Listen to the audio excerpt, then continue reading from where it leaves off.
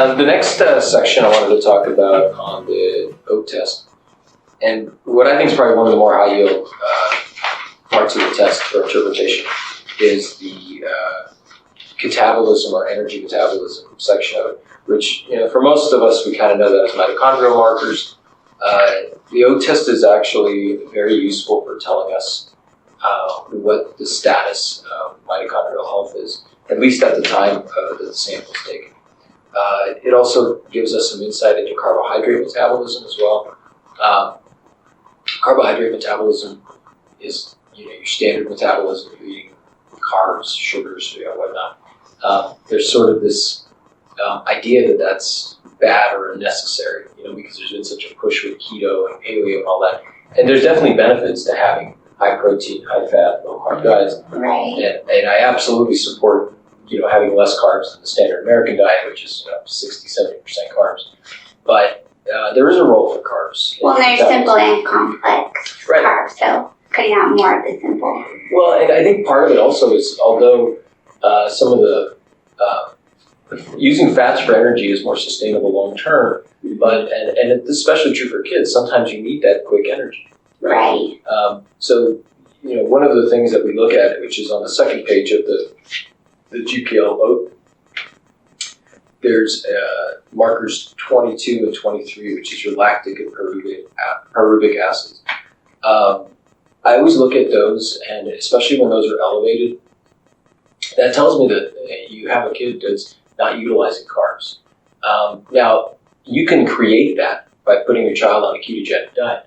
Say you have a child who has severe seizures, and you have them on a keto diet, which is appropriate for those kind of situations. It will come back high, and that doesn't mean the child has a metabolic disorder.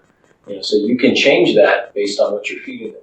But in most cases, we're feeding our kids at least 50, 100 grams of carbs a day. Right. Most of us aren't restricting more than that.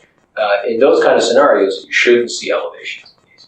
If you do, we have a problem with that. And that kind of segues into the mitochondrial markers, which is now, this is kind of outside the mitochondria as it's going inwards. Then when we get into the mitochondria, it's your mitochondrial markers, which is your markers 24 all the way to 29. And that's your succinic, fumaric, malic, 2-oxoglutaric, iconitidic, and citric. On the mito side of it, we usually will do mito support. Typically, it's because the markers are elevated, but there are instances when they're very low. We can also have issues. But usually, what we'll see is that a lot of these will be backed up. The reason why it can be either high or low is because it's a cycle, right? It's going in a circle. So if you have one backed up, the Krebs cycle, that's right, you got it. It's also called the citric acid cycle because, these medicine guys like to make everything complicated. Right. So just in case you learn one name, they put a second one just to confuse people. So Dr. Krebs was the guy that discovered it. I would be mad if I was him. How dare you name it something else? I know, they took his fire away, so now I still call it the Krebs cycle, I guess, because I maybe I feel bad for him, I guess. But yeah, it's a cycle, right? So it's going in a circle. So if something's backed up and elevated, it makes sense that the next thing will be low, right? Mm-hmm. So what you'll typically see is sometimes you'll see a bunch of elevations, but what I see frequently is you'll see elevation, then something really low, and then elevation and low, because the one prior to it is not feeding into the next one, because it should be going into the next one. And are these listed in the order of the actual cycle? I don't think they are. Unfortunately, I'd have to look at the cycle itself. I don't think they are actually, because malic is usually at the end. Yeah, citric's like in the middle, and malic's at the end. Yeah, I'm not sure why they chose that order, but this is and the one that's particularly important is succinic. That one's pretty important. The nice thing is that a lot of supplements they'll compound supplement with succinate, so it actually can be supplemented, not necessarily directly. Alpha ketoglutarate actually is in this as well, or ketoglutarate is ketoglutaric. That's actually not listed here, but some of the other tests do. Alpha ketoglutarate is or AKG. That's actually an interesting supplement because a lot of kids that have mito dysfunction, it doesn't necessarily help, but in the specific individual that has it low, sometimes supplementing that can be a pretty big game changer. Right. But again, those are in some ways band-aids, because you got to remember with mitochondrial dysfunction, we're really trying to determine, is this sort of an inherited thing versus acquired? And Disorder versus disease. exactly, Okay. exactly. And in most cases that I see, it's typically not inherited. It's usually acquired. Mm-hmm. They have the mitochondria essentially go into this disease state, or the cell danger response, right, where it decides to start creating inflammation instead of energy. So, and then we just need to find out what is the cause of that. And that's where kind of the epigenetics come into play. The epigenetics and a lot of environmental stuff. Mm-hmm. There's all kinds of things in our environment that are toxic to mitochondria. And usually in our kids, it's rarely one specific thing. It's usually this perfect storm. They've got this genetic predisposition. All the problems. They got a bunch of antibiotics. They got their shots. They have some trauma. They had a surgery. It's a bunch of stuff happening kind of all at once that just kind of coalesces. And that's the tricky part, is sort of fishing through that and kind of picking out, which one was it? Right. And a lot of times we don't know. We have some ideas, but and that's where the kind of trial and error part comes in. So we kind of narrow it down to maybe 4 events or 4 clues, and then we'll focus on one. Did that help? Now we go to another. Does that help? But I find that to be probably one of the most high yield things on the oak test. It helps me tremendously. I mean, nowadays we have mito swab. There's all these other kind of mito tests that are out. But when this test came out in the 90s, this was the main one. This was it. So they've had this around for a while. Yeah, but they've refined it definitely and added analytes. But I think the first iteration of it's been around quite some time. The markers 30, 31, 32 are also mitochondrial markers. They're more amino acid metabolites. That one's focusing more on how proteins are used for energy. Proteins really aren't a primary energy source, but your body will use it if it needs it. Again, sometimes having elevations there can be helpful as well, because if your body's using protein, that means that the carbs and fats are not being used. And that's when you specifically look for like a carnitine deficiency, something like that. The O test itself doesn't help particularly with carnitine, but carnitine is one of the things that you can get through your standard testing, like cholesterol lab. Okay. That one's fairly easy to get, and that is covered by insurance a lot of times. And that is one supplement I see kids, some do really good and some have negative response. My son got really aggressive on the carnitine. Yeah, and we have a lot of kids get really bad GI stuff from it. Some will smell like old fish. Yeah, you can't scrub them enough times. You just can't get the smell out. When it works beautifully. I mean, it's like a game changer. Right. So it's usually worth a shot, but it's not for every kid. Yeah. But that's unfortunately with that one, you're probably going to want to do a little bit more diagnostics, because this one won't differentiate exactly kind of where to take that. One thing I wanted to mention also was, just as far as the test in general, it's an organic acid test. Mm-hmm. These are all acids, like every single one of these. Right. So when you look at it as a whole, it also will give you an indication of is the person being tested, are they more acidic or alkaline? And that's actually an important distinction to make. If let's say they do have, not every single one, but say a majority of them are elevated, there's probably a good chance that they're probably more on the acidic side. Yeah. So you would want to focus more on trying to get that acidity down. Usually when a person's acidic, that induces mineral deficiencies. A lot of the minerals don't do well in these acid environments, so that's usually a red flag for really focusing on the minerals, your mag, zinc, those kind of things. Right. And then on the flip side, if you have someone who has very low numbers, they're probably more towards the alkaline side, which, again, there's this kind of thing out there with alkaline water, right. like alkaline good, acid bad. It's not like that. It's actually, you just want to be just right. So like for the stomach, for example, you wouldn't want an alkaline. Right. You want Stomach should be acidic. acidic. Right. So it depends on location, but generally speaking, you kind of want to be in the middle. Oh, yeah. So, but anyway, so just keep that in mind, just as far as it's a nice little it's kind of a nice little trick as far as just figuring out the general acid-base status of the kid. The other area was neurotransmitter metabolites. This is, again, another important area. A lot of our kids have issues with dopamine, serotonin, and then the other one is quinolinic acid. Quinolinic acid is very important for inflammation, particularly neuroinflammation.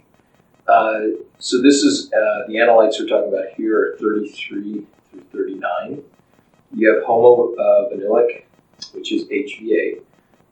That is basically the metabolic product of dopamine.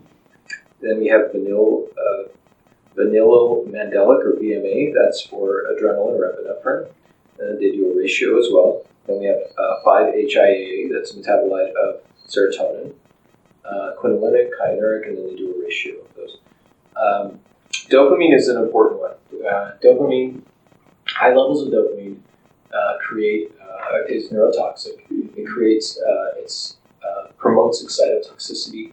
It sort of promotes, it doesn't necessarily increase glutamate production, but it makes the synapse more sensitive to glutamate. So the child definitely will just have more trouble processing sensory information. You want to look at that. You want to correlate that with other things. We talked about HPA already. That's something that's increasing dopamine. If you see that and you see a high dopamine, there's a connection there because you've got the cause and the effect. I read something interesting that zinc actually helps with dopamine toxicity. Yeah, it can. A lot of the there's actually several minerals that can help with it, and that's one of the problems. Is we have all these intricate systems in place, to regulate our minerals and vitamins and keep them in a small range. The problem is once that system sort of breaks down, and essentially the reason it breaks down is because of that inflammation, which is either coming from the mitochondrial dysfunction or infection, whatever it is.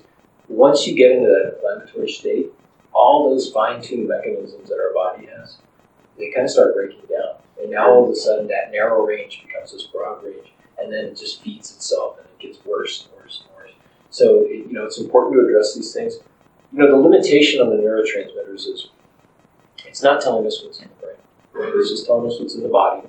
I think with dopamine, it's probably a little bit more helpful because it's not as big a difference between brain and body. Like for instance, with serotonin, 10% or less of the serotonin that we see on this test is probably from the brain.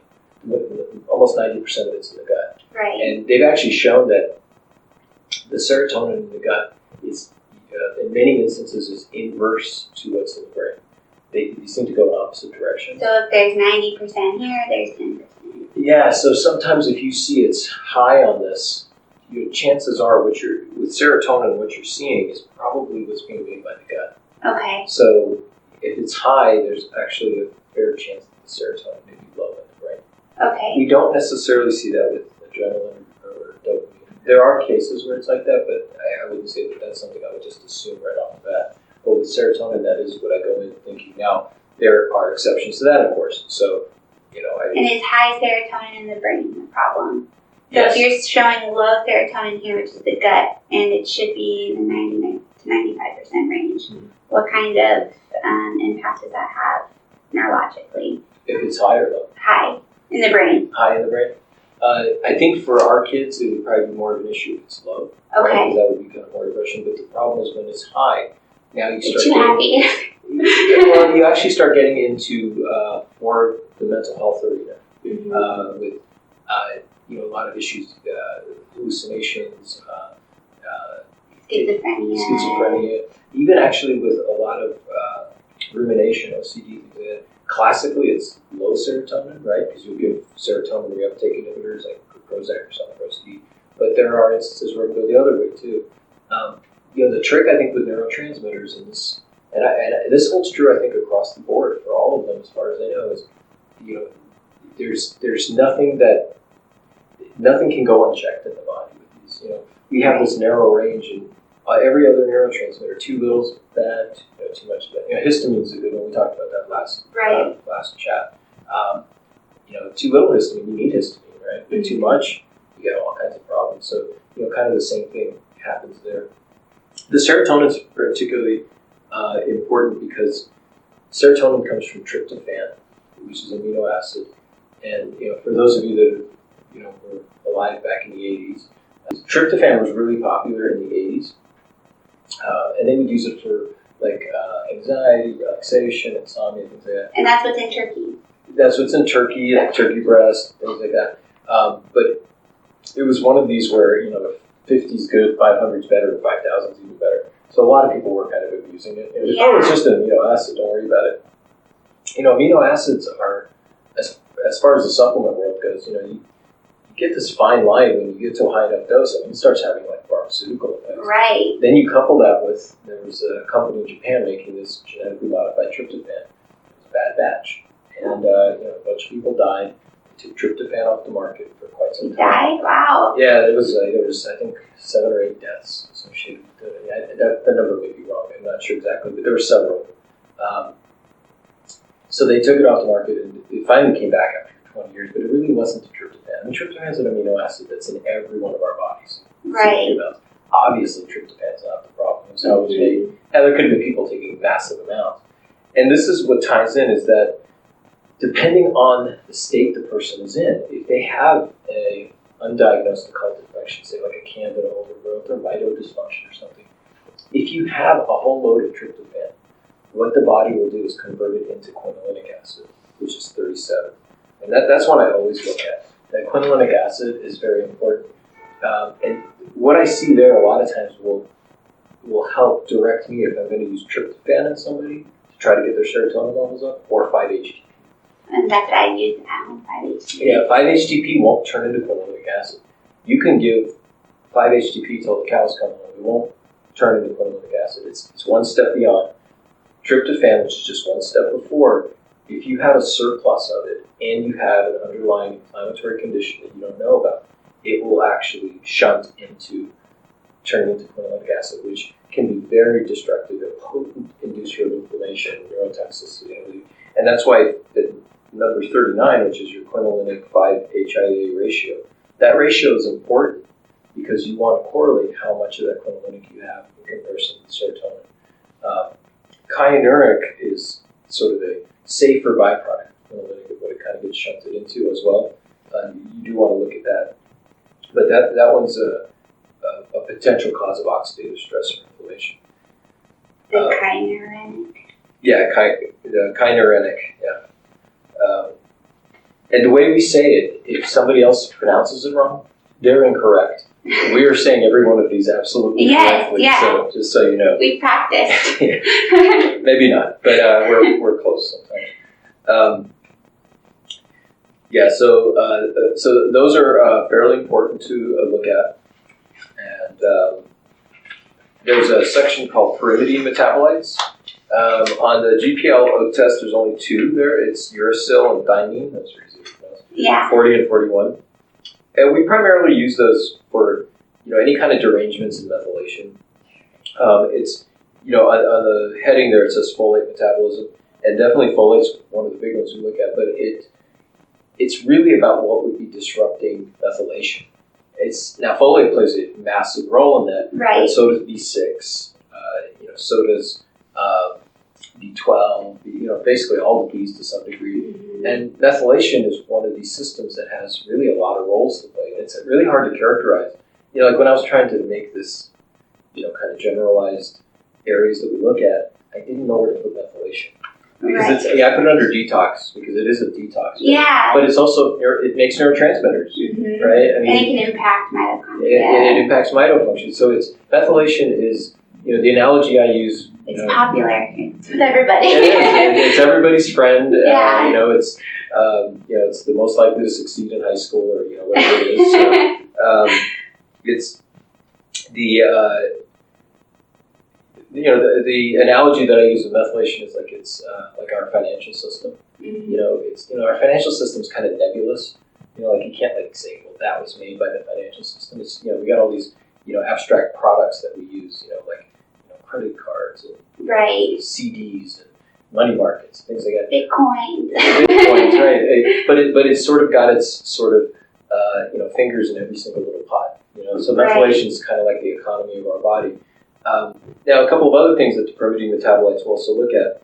They can be increased if the person has cancer, and there's some specific genetic diseases. Again, in the autism population, genetic diseases certainly are possible. Cancer is pretty unlikely in the age group we're talking about. But in adults, that is something that I look at as well. Okay. Let's see, after pyrimidine metabolites is ketone fatty acid oxidation.